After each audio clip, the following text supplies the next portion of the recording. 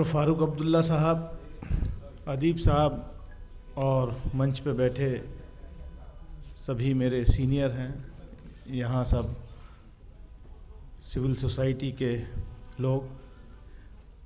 अशोक पांडे जी ने बहुत अच्छी बात करी, रतनलाल जी कह कर के चले गए। मैं बाकी लोगों के भाषण पूरी तरीके से नहीं सुन पाया, डी राजा साहब ने मेरे सामने बात की। मैं इन सब की बातों को तायद करते हुए उससे भी आगे की बात, क्योंकि वो बातें मैं रिपीट करना नहीं चाहता। ये बात सही है कि पॉलिटिकल पार्टीज को तय करना पड़ेगा, खाली जिम्मेदारी सिविल सोसाइटी की नहीं है। और पॉलिटिकल पार्टीज को ये नहीं होना चाहिए कि सिर्फ चुनाव जीतने के लिए हम अपनी आइडियोलॉजी के साथ कॉम्प्रोमाइज कर लें। जब तक हम अपनी आइडियोलॉजी पर चट्टान की तरह खड़े होकर के नहीं लड़ेंगे तो तब तक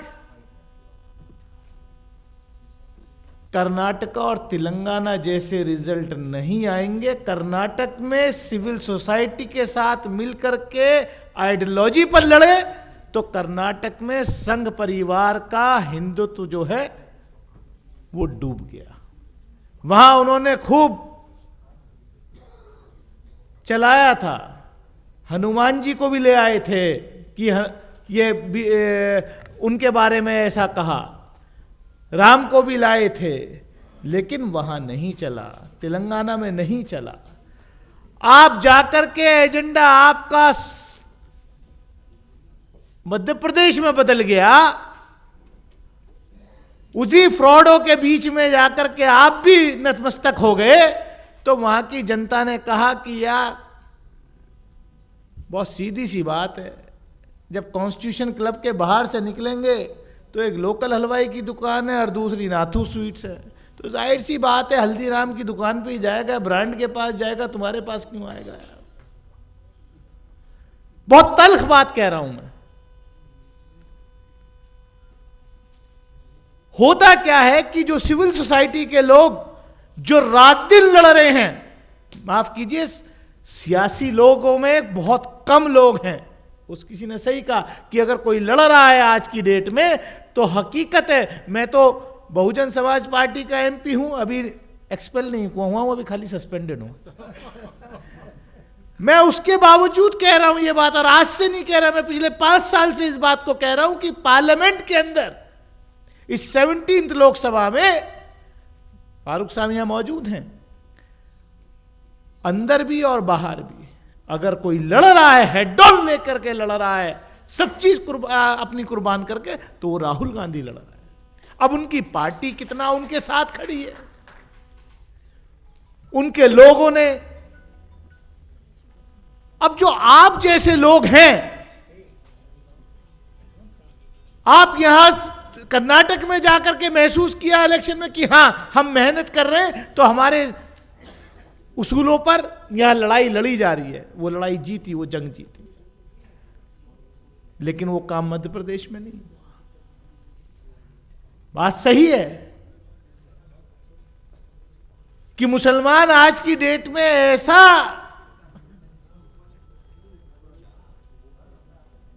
चीज बन गई है कि खालिक साहब मेंबर पार्लियामेंट है हमारे, अब्दुल खालिक साहब आप ऊपर आइए, इधर आइए स्टेज पे।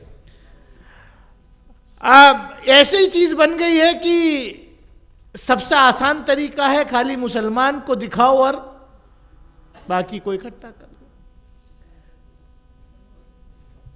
हल्द्वानी की घटना कल घटी है,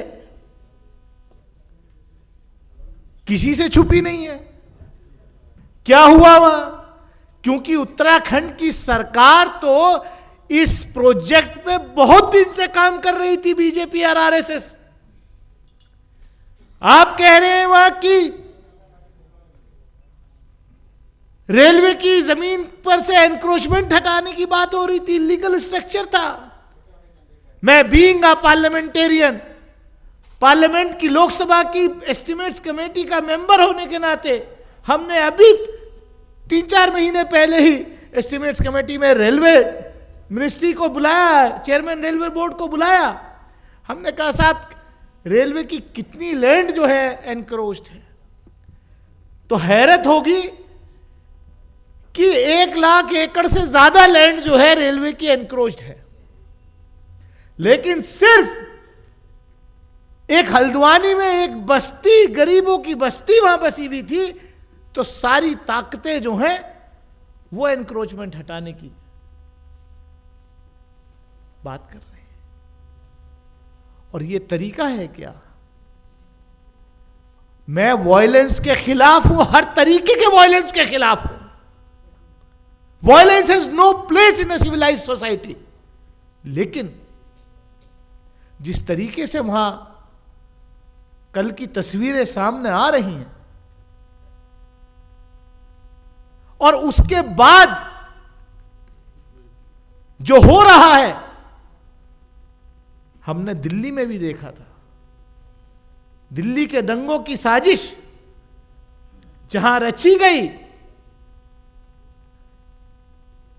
वो भी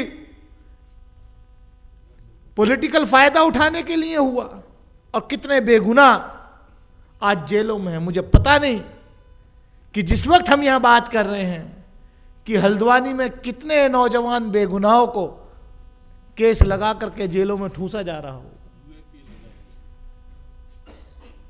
अब तो कोर्ट ने भी कह दिया कि यूएपीए में जो है बेल इज एन एक्सेप्शन,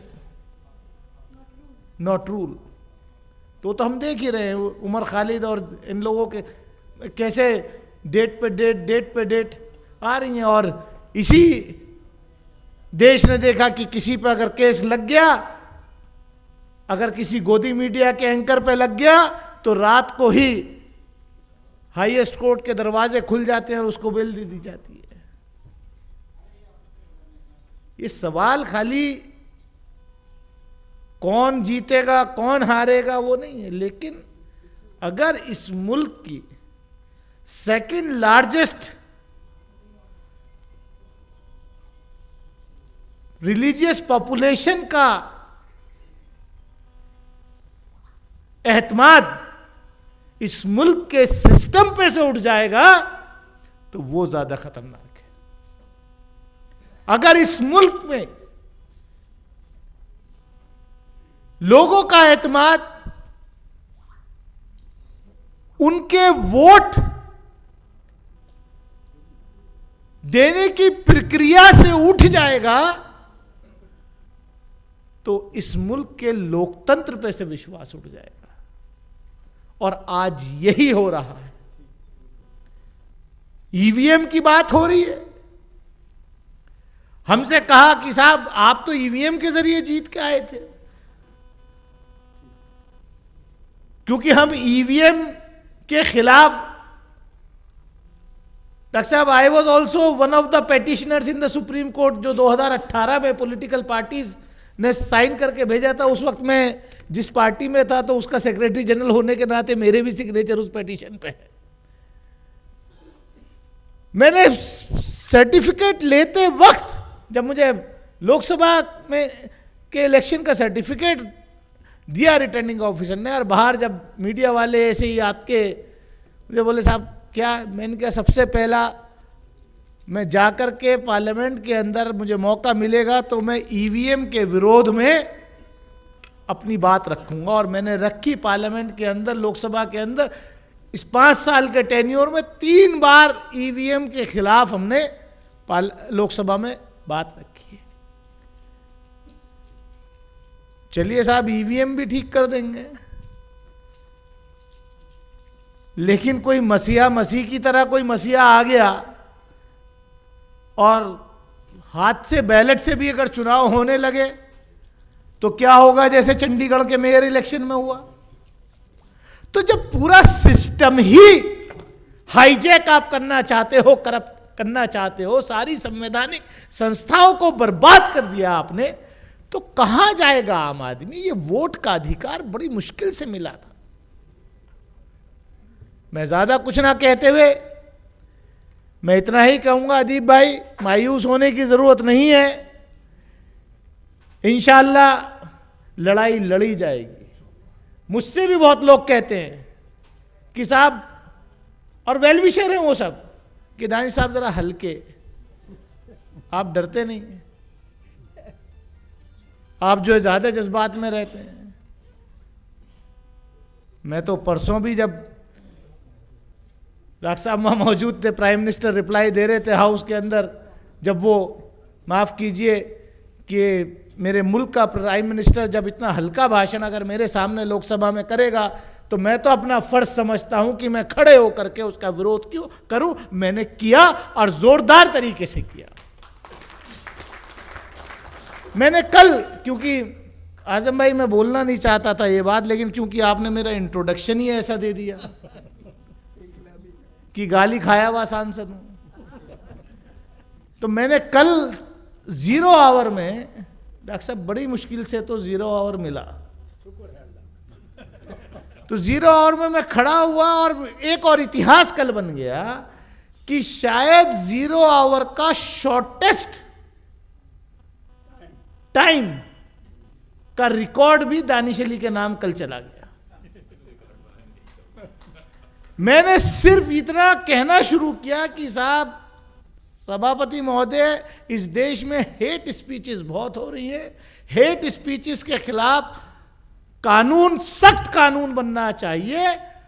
और संविधान निर्माताओं ने जब संविधान बना रहे थे उन्होंने ये सोचा भी नहीं होगा, और मेरा माइक ऑफ कर दिया गया क्योंकि वो समझ गए कि जो मैं कहने जा रहा था अगला सेंटेंस वो मैंने कहा, लेकिन वो माइक पे नहीं कहा, लेकिन आवाज इतनी थी कि वो सुन सब ने लिया कि ये जब देश का संविधान लिखा जा रहा था तो संविधान निर्माताओं ने कभी ये ख्वाब में भी नहीं सोचा होगा कि इस सदन के अंदर आकर के इलेक्टेड रिप्रेजेंटेटिव मेंबर लोकसभा जो है यहां पर गाली देंगे। तो ये भी रिकॉर्ड पे जाने के लिए, ले जाने के लिए अलाउड नहीं है। अब हालत जब पार्लियामेंट के अंदर ये हो जाए कि आप अपनी बात भी ना कह सकें, माइक ऑफ कर दिया जाए, जब रिटर्निंग ऑफिसर जो है बैलेट पेपर जो है वो खराब करके चुनाव, तो क्या बचा क्या है? लड़ाई लंबी है, लड़ाई लड़नी पड़ेगी और इंशाअल्लाह हम लोग तैयार हैं। आने वाले वक्त में मायूस होने की जरूरत बिल्कुल नहीं है अदीप भाई, इंशाअल्लाह ईमानदारी से लड़ाई लड़ी जाएगी। बहुत बहुत शुक्रिया। जय